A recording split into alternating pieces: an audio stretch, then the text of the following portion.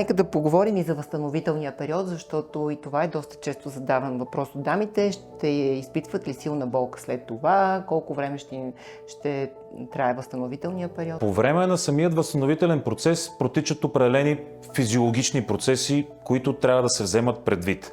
Разбира се, пациента не може да мисли за тях, но на него му се дават определени указания, които трябва да спазва.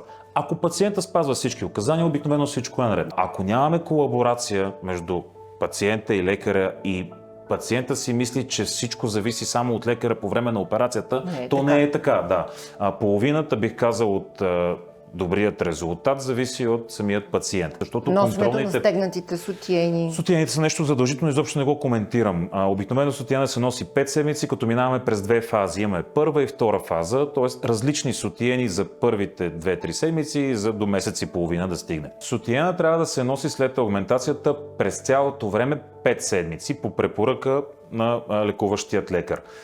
Също така е препоръчително, не е задължително, но е препоръчително и определено има значение, ако пациента продължава в бъдеще да спи с този сутиен. Той може да не е този същия след операцията, но спортен сутиен, нещо по-удобно, което така да е комфортно, за да може да спи с него. Колкото по-дълго време продължи да спи пациента с сутиена, толкова по-дълго време ще запази резултата такъв, какъвто сме го видяли на 6-тият месец.